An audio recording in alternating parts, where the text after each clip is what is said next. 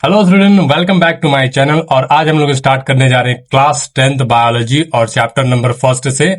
और I hope जैसे आप लोग 12th में इतना ज्यादा प्यार दे रहे हैं वैसे आप 10th में भी उतना ज्यादा प्यार कीजिएगा।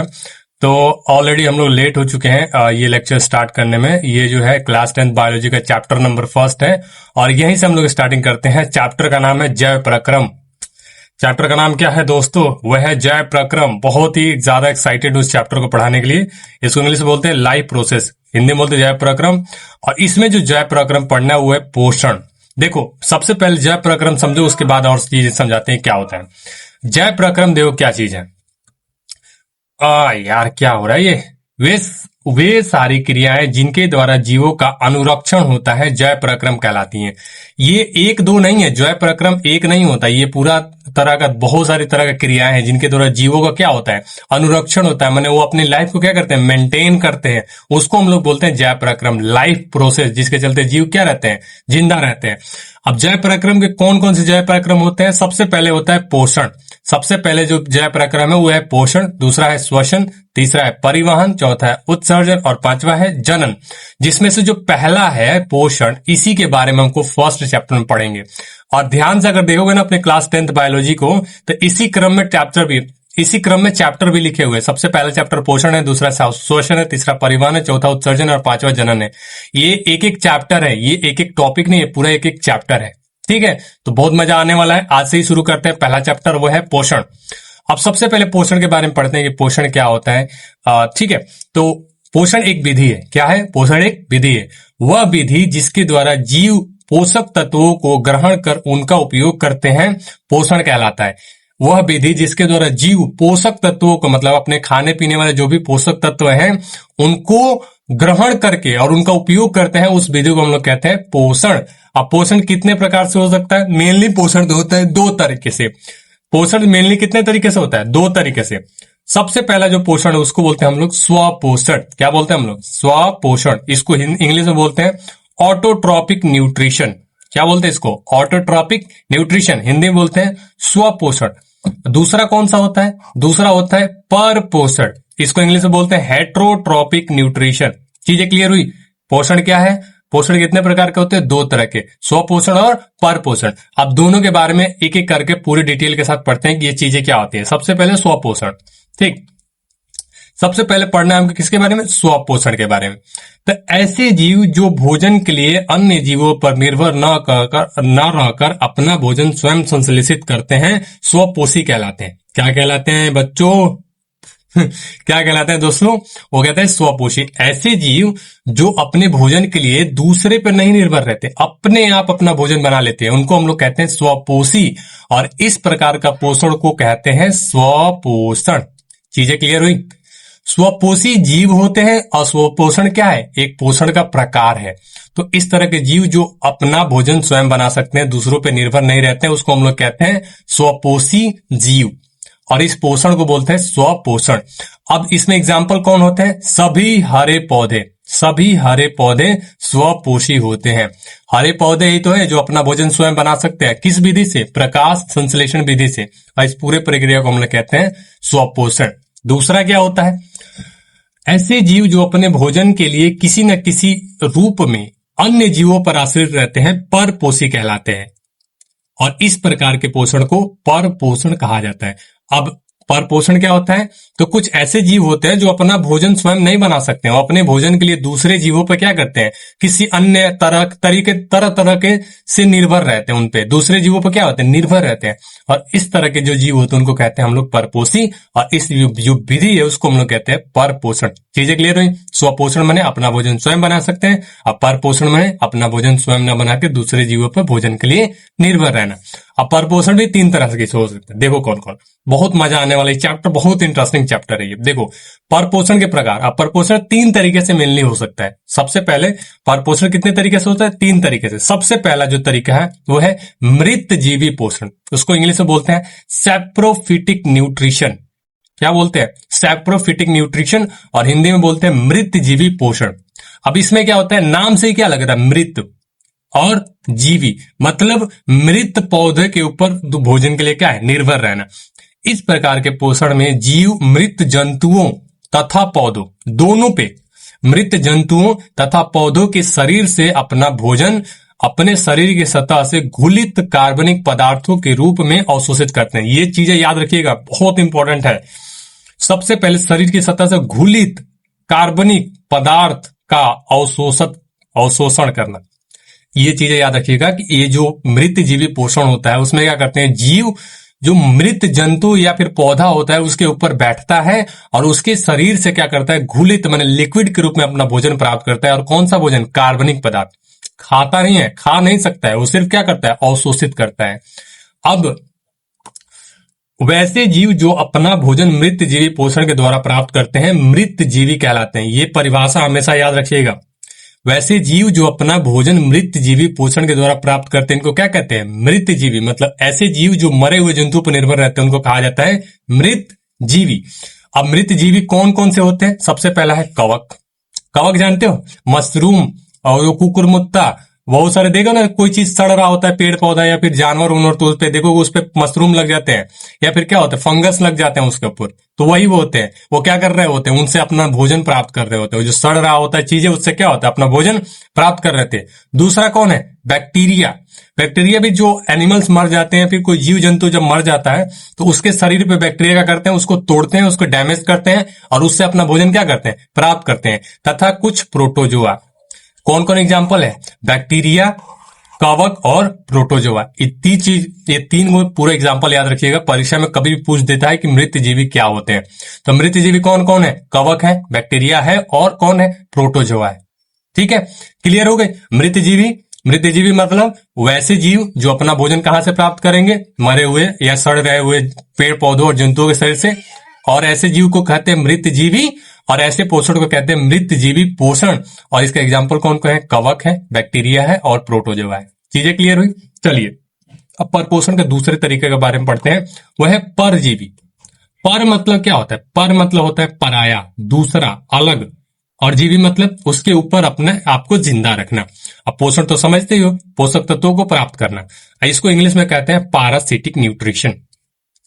अब इसमें क्या होता है, देखो, एक जीव दूसरे जीव पे, जिंदा जीव पे, एक जीव दूसरे जीव पे क्या होता है, निर्भर रहता है अपने भोजन के लिए। अब यहाँ पे लाइन देखो, इस प्रकार के पोषण में जीव दूसरे प्राणी के संपर्क में अस्थाई या अस्थाई, दोनों चीजें याद रखना, अस्थाई या अस्थाई के रूप में रहकर उससे अपना भोजन प्राप्त करते हैं।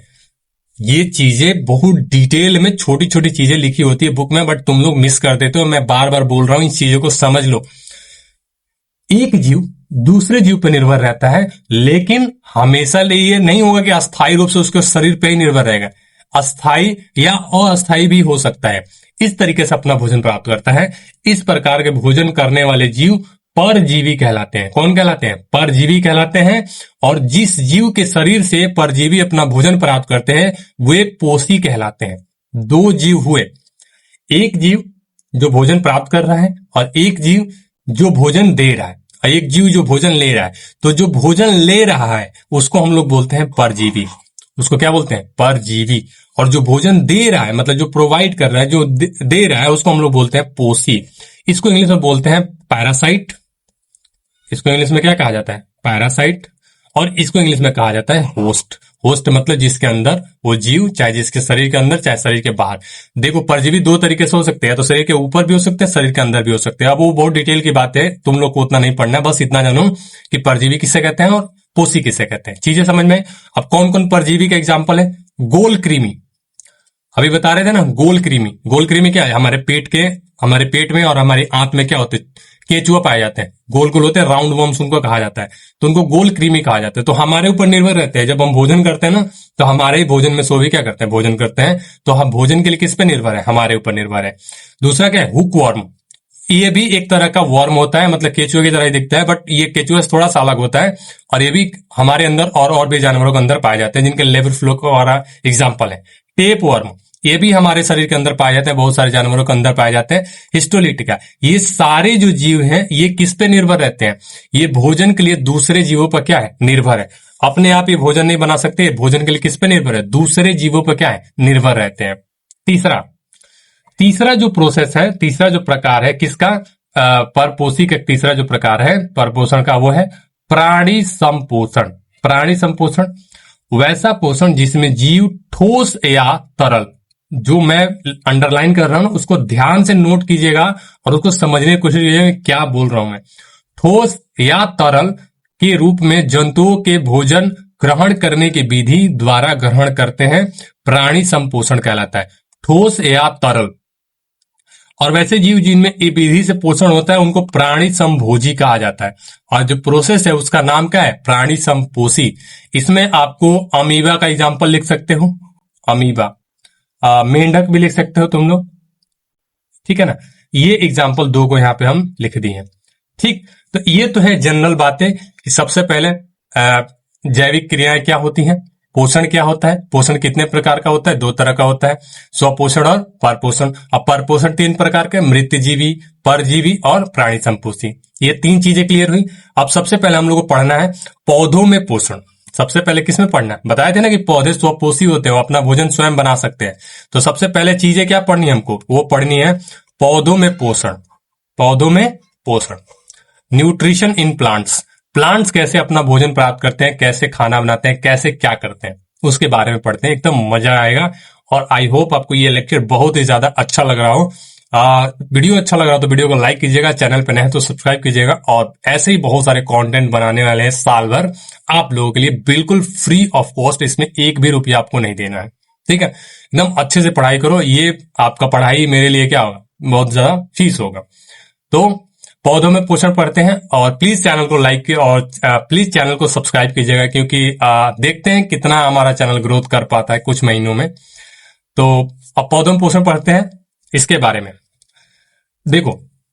पोषण के आधार पर उन पौधों को स्वपोषी कहा जाता है जो अपना भोजन खुद बनाते हैं। पौधों को क्या कहा जाता है? स्वपोषी कहा जाता है, जो अपना खाना का खुद बना सकते हैं।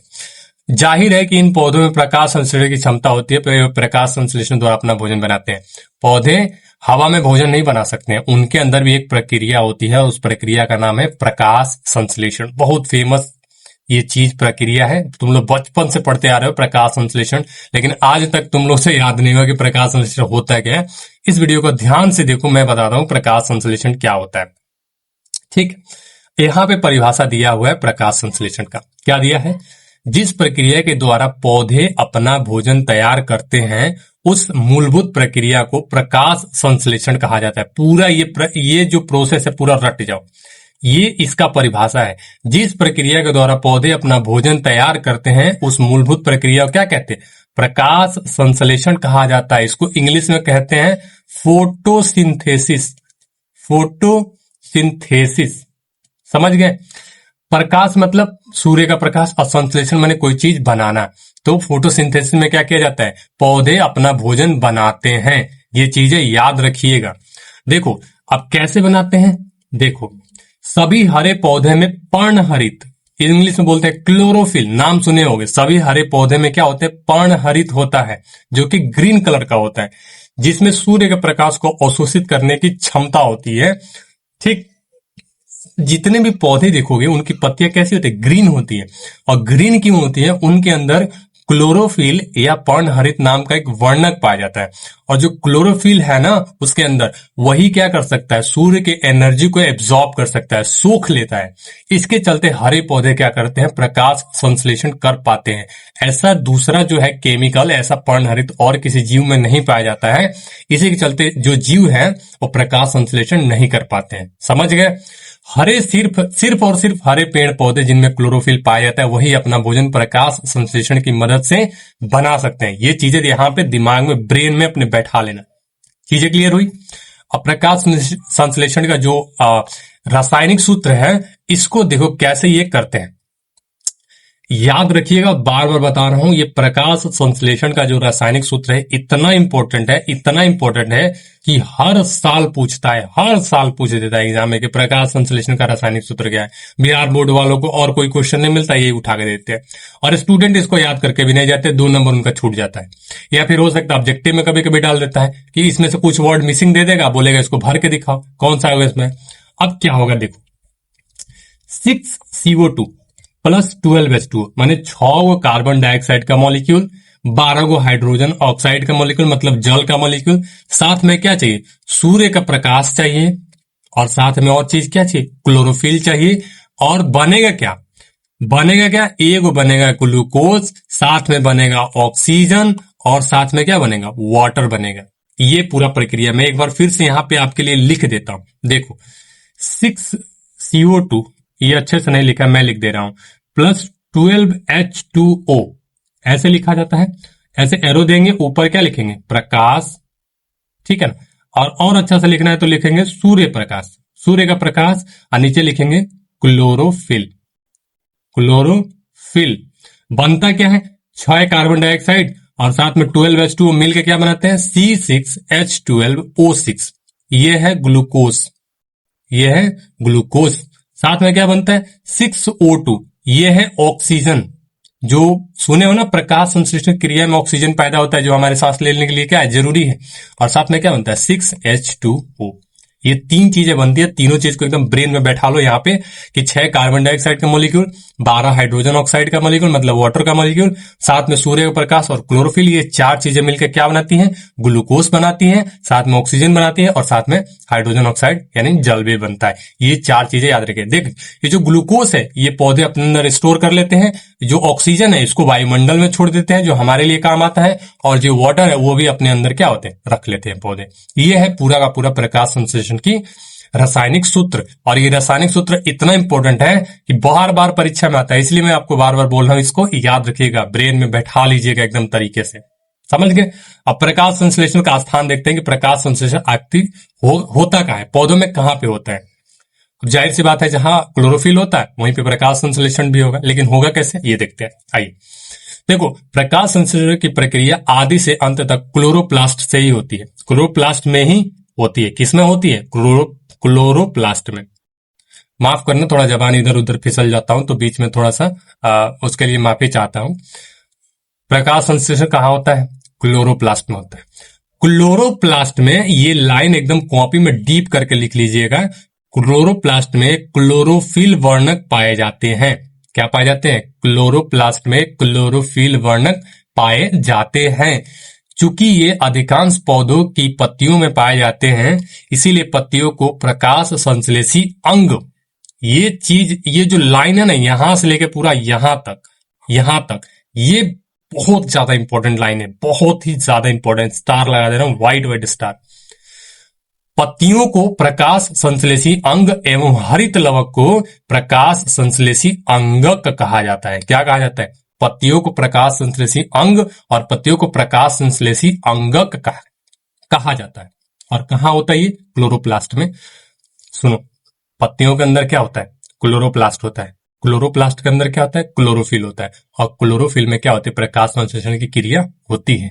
तो ये चीजें क्लियर हुई। तो पत्तियों को कहते हैं प्रकाश संश्लेषी अंग और क्लोरोफिल को कहते हैं प्रकाश संश्लेषी अंगक। चीजें यहाँ ब्रेन में, जो तुम्हारे ब्रेन के अंदर ना 89 बिलियन नर्व सेल जो भरे पड़े हैं ना, उनका कभी तो यूज करो। समझ रहे हो ना, ये चीजों को याद रखना। बिहार बोर्ड का नाम बदनाम हो रहा है, अच्छे से पढ़ाई करो, समझ गए।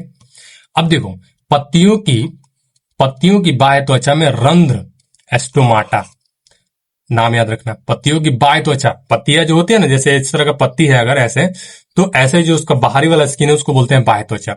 तो पत्तियों की बाह्य त्वचा पर रंध्र पाए जाते हैं। रंध्र माने छिद्र मौजूद होते हैं, जिसमें एक छिद्र होता है जो बंद और खुल सकते हैं। इन्हीं छिद्रों के द्वारा वायुमंडल से CO2 पत्तियों के भीतर पहुंचती है और ऑक्सीजन भी बाहर जाता है।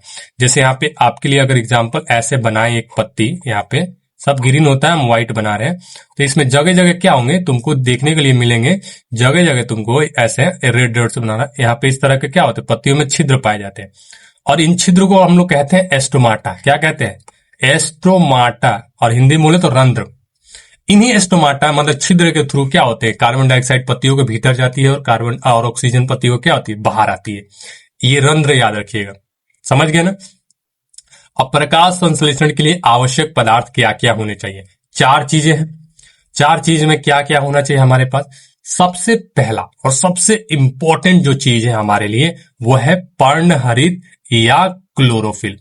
क्या चीज हमको चाहिए, पर्णहरित या क्लोरोफिल, क्योंकि इसके बिना तो होगा ही नहीं प्रकाश संश्लेषण। दूसरा, कार्बन डाइऑक्साइड। अब कार्बन डाइऑक्साइड क्यों इतना जरूरी है, ये मैं बता रहा हूं क्योंकि देखो कार्बन डाइऑक्साइड ही ग्लूकोज में बदलता है, तो कार्बन डाइऑक्साइड अगर नहीं रहेगा तो ग्लूकोज बनेगा ही नहीं। तीसरा जो चीज है जल। अब जल क्यों इंपॉर्टेंट है मैं बता रहा हूं कि जो ऑक्सीजन बाहर निकलता है ना पौधों में से, जो पौधों में से ऑक्सीजन बाहर निकलता है वो जल के टूटने की वजह से ही आता है। जैसे H2O ऐसे है ना, ये बैलेंस रिएक्शन नहीं लिख रहा हूं, ऐसे बस बता रहा हूं। तो इस तरह से H+O अलग होता है ना, तो यही ऑक्सीजन जो है बाहर निकलता है। हमको जो ऑक्सीजन मिल रहा है ना वो कहां से आता है, वो कार्बन डाइऑक्साइड में से नहीं आता, वो जल में से आता है। तो जल जरूरी है। चौथा जो है सूर्य का प्रकाश। तो ये चार चीजें एकदम दिमाग में बैठा लीजिए क्या क्या जरूरी है। सबसे पहला क्लोरोफिल, दूसरा है कार्बन डाइऑक्साइड, तीसरा है जल और चौथा क्या है सूर्य का प्रकाश। इन चारों में से कोई एक नहीं रहेगा तो प्रकाश संश्लेषण क्रिया नहीं होगी, बिल्कुल नहीं होगी, बंद हो जाएगी। चीजें वही क्लियर। अब सबसे बारे में एक एक करके इनके बारे में पढ़ते हैं कि क्यों ये जरूरी है, कि क्या क्या इनका महत्व है। सबसे पहले पढ़हरित या क्लोरोफिल के बारे में देखें तो प्रकाश संश्लेषण प्रक्रम केवल क्लोरोफिल की मौजूदगी में ही संभव है, क्योंकि क्लोरोफिल ही वह वास्तविक अणु है जिसके द्वारा प्रकाश संश्लेषण की प्रक्रिया संपन्न होती है। अतः क्लोरोफिल अणुओं को प्रकाश संश्लेषी इकाई कहा जाता है। समझे? प्रकाश संश्लेषी क्या है? वही एक ऐसा पिगमेंट है जो सूर्य के प्रकाश को क्या कर सकता है, एब्जॉर्ब कर सकता है। इसीलिए प्रकाश संश्लेषण इतना ज्यादा जरूरी चीज है। समझ गए ना? दूसरा कार्बन डाइऑक्साइड। अब कार्बन डाइऑक्साइड क्यों जरूरी होता है? देखो प्रकाश संश्लेषण में पौधे कार्बन डाइऑक्साइड ग्रहण करते हैं और ऑक्सीजन छोड़ते हैं। पौधे कार्बन डाइऑक्साइड को वातावरण से प्राप्त करते हैं। पौधे ऑक्सीजन को कहां से लेते हैं? वातावरण में जो भी हमारे वायुमंडल में 0.03% कार्बन डाइऑक्साइड है ना, तो वहां से वो लोग क्या करते हैं, एब्जॉर्ब करते हैं और ऑक्सीजन क्या करते हैं, बाहर छोड़ते हैं। अब जल का क्या सीन है? कार्बन डाइऑक्साइड तो हम लोग समझ गए, चलिए सर कार्बन डाइऑक्साइड समझ में आ गया। जल कहां से आता है? पौधे अपने भोजन का अधिकतर भाग जल से प्राप्त करते हैं तथा जल के ही कारण उनमें विरोधी होते। ठीक है, प्रकाश संश्लेषण के लिए यह एक अनिवार्य घटक है। तो तीसरा क्या चीज है जरूरी है? जल है। चौथा क्या है? सूर्य का प्रकाश। हरे पौधे केवल सूर्य के प्रकाश में ही कार्बन डाइऑक्साइड को शुद्ध कर सकते हैं। अंधेरे में प्रकाश संश्लेषण की प्रक्रिया संपन्न नहीं हो सकती है, इसीलिए सूर्य का प्रकाश एकदम जरूरी चाहिए। और साथ में और डिटेल में पढ़ोगे, जब 11th 12th या नीट का प्रिपरेशन करोगे उस समय तुमको पढ़ाया जाएगा कि प्रकाश संश्लेषण इससे भी बहुत ज्यादा इंपॉर्टेंट है, क्योंकि आगे वो फोटोलाइसिस ऑफ वाटर होता है, जल के अणुओं को तोड़ना होता है, उसमें बहुत सारे प्रकाश संश्लेषण, सूर्य का प्रकाश ये जरूरी चीज होता है। तो अभी तक यही जानो कि चार चीजें जरूरी है, क्लोरोफिल, कार्बन डाइऑक्साइड, जल और चौथा है सूर्य का प्रकाश। चार चीजें क्लियर हुई। अब आगे बढ़ते हैं, प्रकाश संश्लेषण कैसे होता है उसके बारे में जानते हैं। प्रकाश संश्लेषण एक जटिल क्रिया में हरे पौधे विकिरण ऊर्जा कंफ्यूज मत होना, उसी को बोलते हैं सूर्य की ऊर्जा जो होती है, उसी को विकिरण ऊर्जा कहते हैं। विकिरण ऊर्जा को रासायनिक ऊर्जा में बदलते हैं। अब ये चीजें बहुत सारे लाइन तुमको समझ में नहीं आ रहा है, कौन सी ऊर्जा? विकिरण ऊर्जा मतलब होता है सौर ऊर्जा। सौर ऊर्जा मतलब जो सूर्य का ऊर्जा है उसको बोलते हैं। ठीक है, रासायनिक ऊर्जा मतलब जो भोजन में ऊर्जा होती है उसको बोलते हैं। और यहाँ पे भोजन कौन है? यहाँ पे भोजन है ग्लूकोज। तो 1 मिनट बाद में आओ, 5 मिनट बाद। ठीक है, तो प्रकाश संश्लेषण एक जटिल प्रक्रिया है जिसमें पौधे क्या करते। तो यहां तक समझ में आ गया। अब देखो, अब इसके बाद क्या होता है, जब सूर्य का प्रकाश हरी पत्तियों पर पड़ता है तब क्लोरोफिल विकिरण ऊर्जा का अवशोषण करता है। सबसे पहले क्या होता है, सूर्य का प्रकाश जब पत्तियों पर पड़ता है तो उसमें मौजूद जो क्लोरोफिल होता है वो क्या करता है, उसका अवशोषण कर लेता है। किसका? विकिरण ऊर्जा का। अब विकिरण ऊर्जा, कंफ्यूज मत होना, बार बार एक ही चीज बता रहे, कंफ्यूज मत होना। विकिरण ऊर्जा और सौर ऊर्जा एक ही चीज को बोला जाता है। ठीक, तथा इस ऊर्जा के द्वारा हरी पत्तियों में उपस्थित जल दो भागों में अर्थात हाइड्रोजन और ऑक्सीजन, दो में क्या होता है, टूट जाता है। हाइड्रोजन में और ऑक्सीजन में क्या होता है, टूट जाता है। ठीक है, अब इसके बाद से हाइड्रोजन अलग और ऑक्सीजन अलग, और यहां से क्या होती है, पूरा का पूरा ये प्रक्रिया क्या होती है, समाप्त होती है। ठीक है, तो इस तरीके से पूरा पौधों में क्या होता है, प्रकाश संश्लेषण होता है। ये पहला पार्ट है, इस पोषण चैप्टर का पहला पार्ट है। और जो इसके बाद हम लोग को पढ़ना है जंतुओं में पोषण, कि अब जंतुओं में कैसा होता है। जंतु पौधों में प्रकाश संश्लेषण तो स्वपोषी होते हैं, अब जंतुओं में कैसा होगा वो अगले वीडियो में बताएंगे। अगर वीडियो अच्छा लगा हो तो वीडियो को लाइक कीजिएगा, चैनल पे नए अगर आए हैं तो चैनल को प्लीज सब्सक्राइब कीजिएगा, और मिलेंगे ऐसे ही नेक्स्ट वीडियो में। तब तक के लिए गुड लक।